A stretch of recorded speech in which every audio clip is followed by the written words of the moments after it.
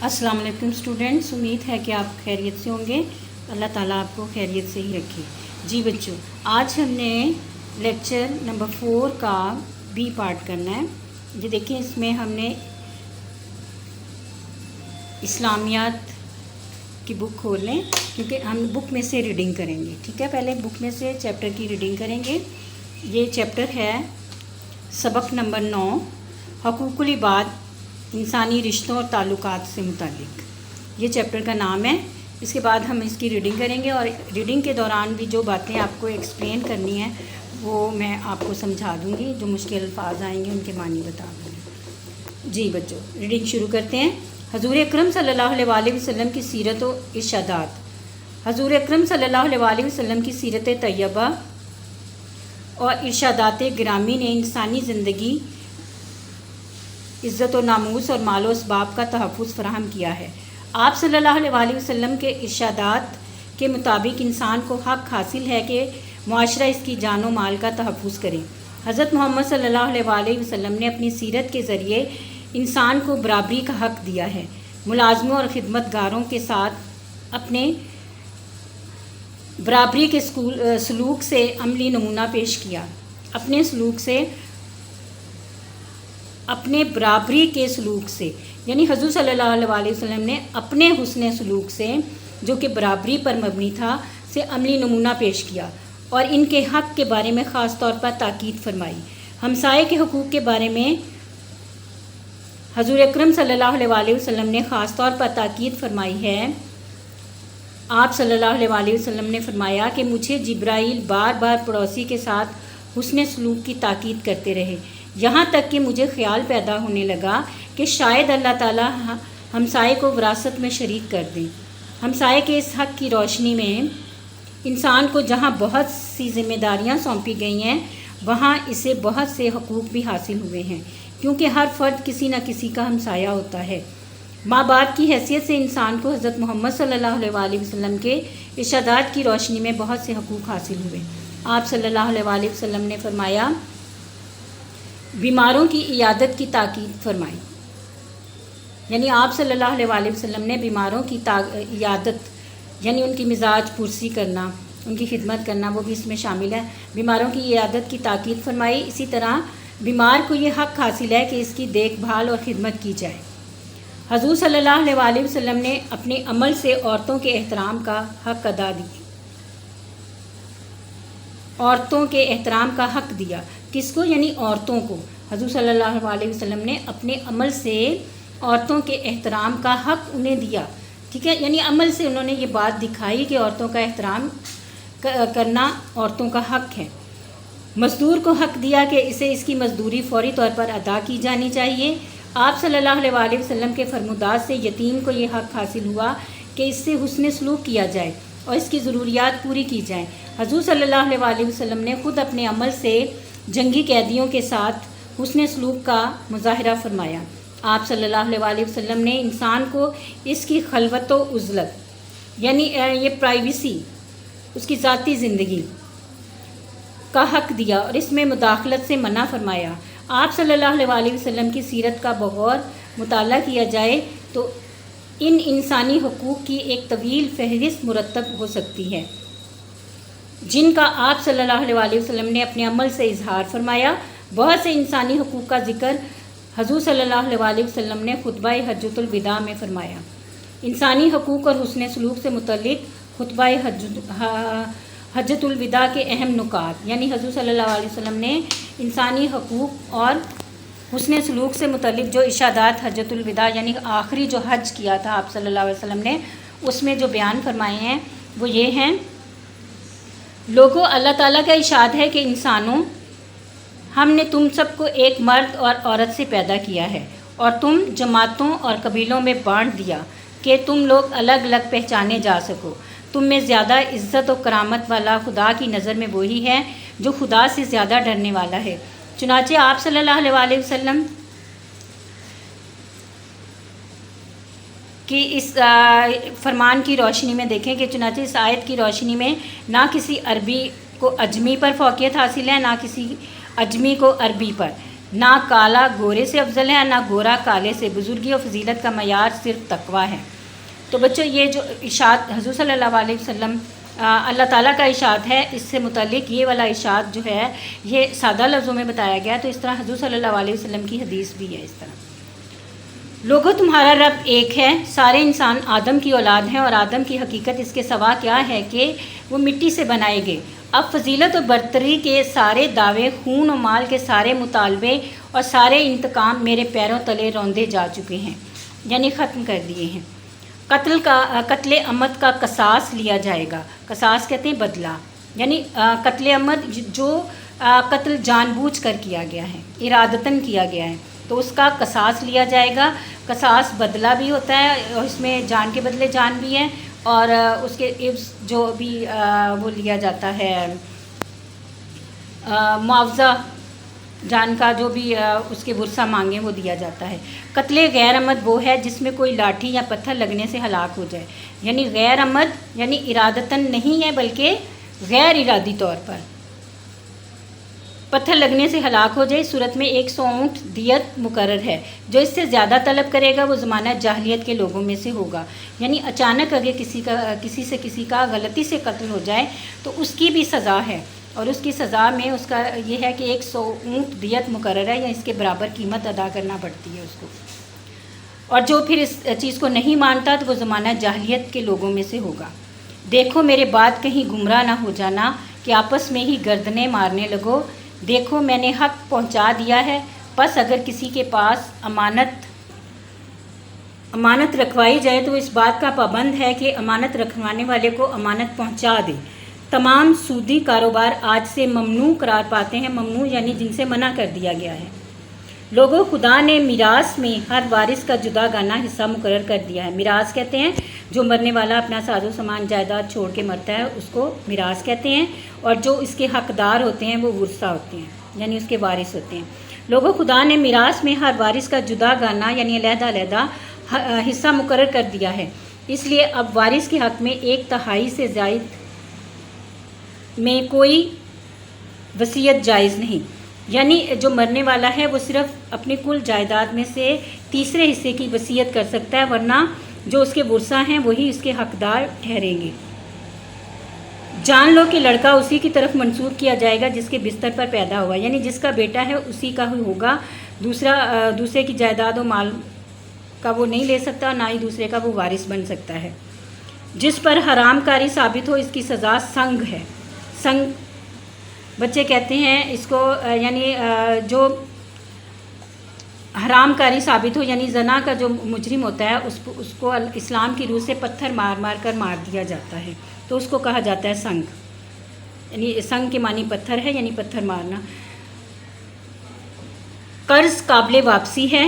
ارائتن ادھار، ارائتن کہتے ہیں ادھار لی ہوئی چیز واپس کرنی چاہیے، تحفے کا بدلہ دینا چاہیے، اور جو کوئی کسی کا ضامن ہو یا ضامن بنے، یعنی جو کسی کی ضمانت دے تو اسے تاوان ادا کرنا چاہیے۔ تاوان یعنی اسے اس کا بدلہ، جو بھی اس کے بدلے میں اگر وہ جس کی اس نے ضمانت دی ہے وہ بھاگ گیا یا وہ ضمانت پہ پورا نہیں اترا تو پھر اس کو اس کی سزا میں تاوان ادا کرنا پڑتا ہے۔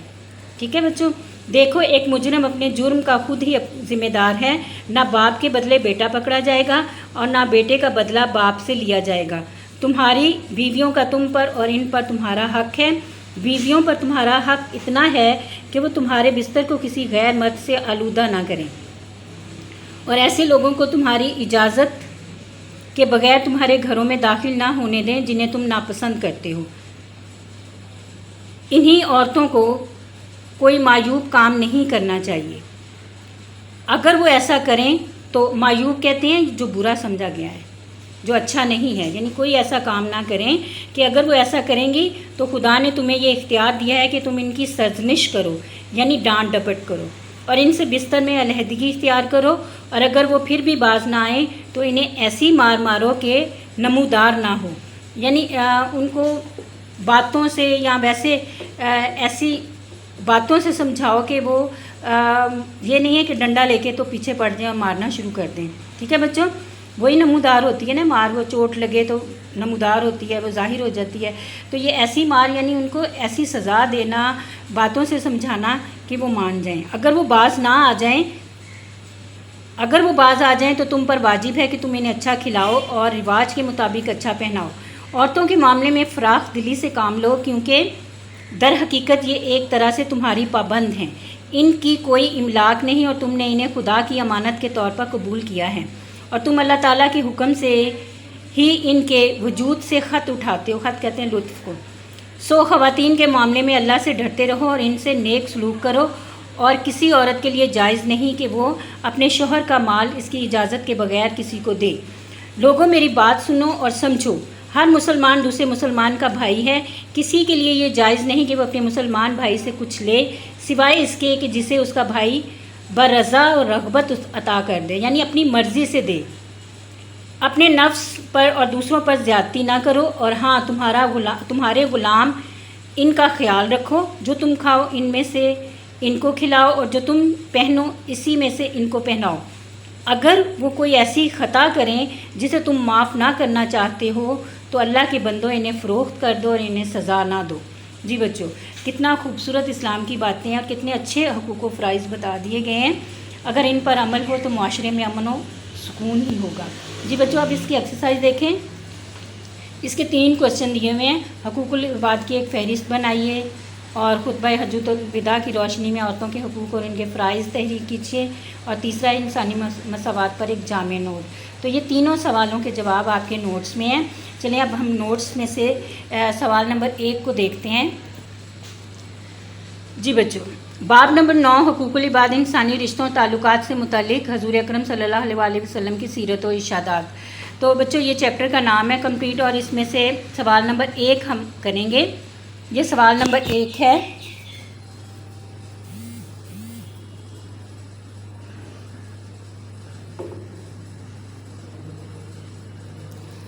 जी बच्चों, ये सवाल नंबर 1 है। हुकूकुल इबाद की एक फ़हरिस्त बनाइए। तो ये फ़हरिस्त का मतलब ये नहीं है कि आपने सिर्फ एक फ़हरिस्त बना देनी है, बल्कि जो फ़हरिस्त बनाई है उसका एक 2 लाइनों में उसमें जो इरशाद जो हदीस आएगी वो भी लिखते जाना है। तो देखें कैसे बनाए हैं सवाल का जवाब। हजूर, हकूक़ हक़ की जमा है। उलमा ने हक़ के कई मानी बयान किए हैं। अल्लाह ताला को हक़ कहा गया है क्योंकि वो चीज़ों को हिकमत के तहत पैदा करता है। हर उस फ़ेल और अमल को हक़ कहा जाता है जो इसके मुताबिक हो, जो वाजिब है। हकूक़ की 2 इक़साम हैं, हकूक़ुल्लाह और हकूक़ुल इबाद। हकूक़ुल्लाह तो अल्लाह ताला के हुकूक़ हुए ना, तो हकूक़ुल इबाद बंदों के हुकूक़। हकूक़ुल इबाद बंदों के हुकूक़ को कहा जाता है। इसका दायरा बहुत वसी है, इसमें दर्ज झैल हुकूक़ शामिल हैं। ये फ़हरिस्त हैं। वालिदैन के हुकूक़, ज़ौजैन के हुकूक़ तो बेशुमार दिए हैं, लेकिन ख़ास तौर पर जिनके जो मुआशरे पर ज़्यादा असरअंदाज होते हैं और ज़्यादा इस्तेमाल होते हैं वो ये इन लोगों के हुकूक़ हैं।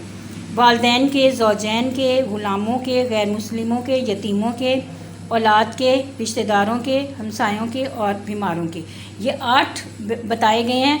अब इनके बाद है कि इसमें से हर एक की हेडिंग बनाते जाते हैं। ये देखने में लंबा लगेगा क्वेश्चन का आंसर, लेकिन ये बच्चों याद करने में मुश्किल नहीं होगा। नंबर 1, वालिदैन के हुकूक़। इस्लामी मुआशरे में हुकूकुल इबाद में सबसे ज़्यादा अवलियत वालिदैन के हुकूक़ को हासिल है। अल्लाह ताला के इरशादात हैं, और तेरे परवरदिगार ने हुक्म दिया कि इसके सिवा किसी की बंदगी ना करो और वालिदैन के साथ भलाई करते रहो। अगर वो बुढ़ापे की उम्र को पहुंच जाएं तो इन्हें उफ तक ना कहो और इनकसारी के साथ इनके आगे झुके रहो और दुआ करते रहो कि ए परवरदिगार इन पर रहम कर जिस तरह उन्होंने मुझे शफ़क़त से पाला। ये सूरह बनी इसराइल की आयत नंबर 23 और 24 है। अहदीस नबवी सल्लल्लाहु अलैहि वसल्लम, यानी वालिदैन के हुकूक़ के बारे में एक अल्लाह ताला का फरमान और एक हदीस नबवी। अल्लाह के नज़दीक पसंदीदा तरीन अमल वक्त पर नमाज़ पढ़ना है। अल्लाह के नज़दीक पसंदीदा तरीन अमल वक्त पर नमाज़ पढ़ना, वालिदैन के साथ भलाई करना और जिहाद फ़ी सबीलिल्लाह है। इसके बाद है फ़हरिस्त में दूसरे नंबर पर औलाद के हुकूक़। परवरिश करना, तालीम व तरबियत, अदल व इंसाफ़ और इनकी मर्ज़ी से शादी करना, ये औलाद के हुकूक़ हैं। زمانہ جاہلیت میں اولاد کے حقوق کو والدین کے مرتبہ اور تکریم کے خلاف سمجھا جاتا تھا، لیکن اسلام نے والدین پر اولاد کے حقوق کی بھی نصیحت یعنی تاکید کی ہے۔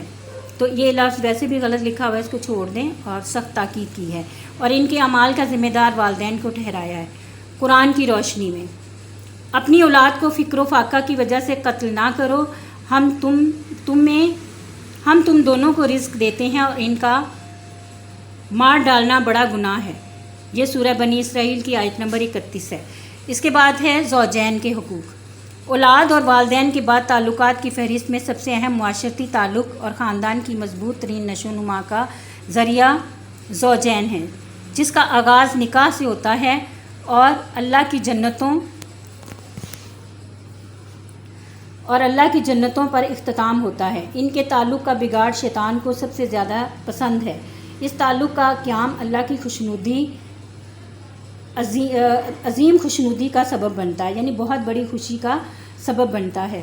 اس کو مضبوط بنانے کے لیے، یہ بنانے ہیں، کر لیں صحیح، اس کو بھی بنانے کے لیے اسلام نے ان کے حقوق و فرائض مقرر کر دیے ہیں۔ القرآن اور عورتوں کا بھی حق ہے کہ جیسا کہ مردوں کا ان پر حق ہے، دستور کے موافق اور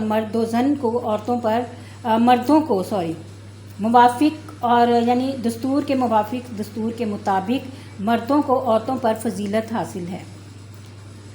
دوسرا ہے، اور اللہ کی نشانیوں میں سے ایک یہ ہے کہ اس نے تمہاری جنس سے تمہاری بیویاں پیدا کی تاکہ تم ان سے سکون پاؤ اور تم میں مہر و محبت پیدا کر دی۔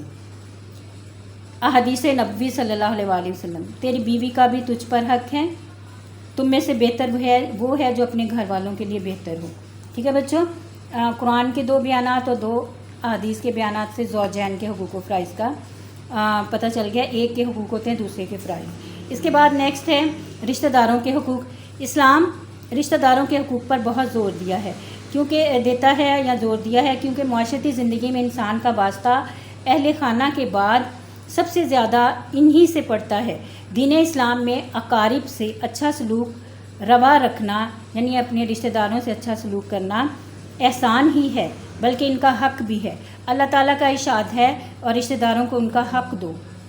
ٹھیک ہے بچوں، اس کے بعد جو ارشاد ہے اگلے پیج پر دیکھیں۔ اس کے بعد ارشاد ہے، اور اس کی محبت میں اپنا مال رشتہ داروں کو دو۔ کس کی محبت میں؟ یعنی اللہ کی محبت میں۔ حدیث نبوی صلی اللہ علیہ وآلہ وسلم ہے، رشتہ داروں سے تعلق توڑنے والا جنت میں نہ جائے گا۔ ٹھیک ہے بچوں، یہ ہو گیا۔ اس کے بعد نیکسٹ ہے غلاموں کے حقوق۔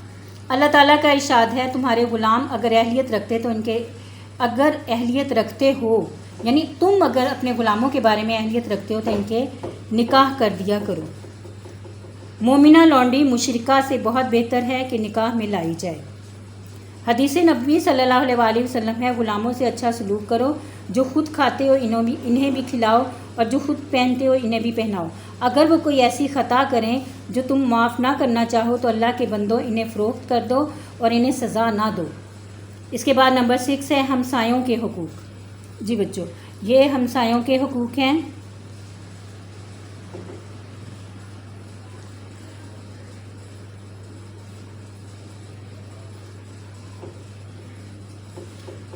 ہمسایوں کے حقوق، اسلام نے ہمسایہ کو تقریباً رشتہ داروں کی مانند حقوق دیے ہیں، یعنی ہمسائے کو تقریباً رشتہ داروں کے حقوق کی مانند، یعنی ان کے برابر ہی حقوق دے دیے ہیں۔ ہمسائے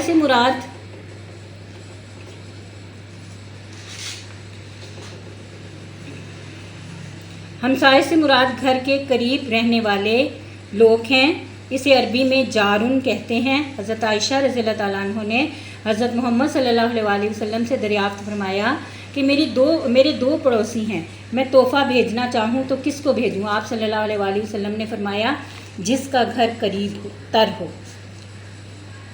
قرآن پاک میں اللہ تعالیٰ کا ارشاد ہے، اور اللہ نے تم لوگوں کو ہمسایہ قریب اور بعید یعنی دور کا اور پہلو کے ہمسایہ کے ساتھ نیکی کا حکم دیا ہے، یعنی ہر طرح کے ہمسائے کے ساتھ، جو دور رہتا ہے، جو نزدیک رہتا ہے، جو بالکل آپ کے گھر میں ہے، ان کے ساتھ اچھا سلوک کرنے کا یعنی نیکی کا حکم دیا ہے۔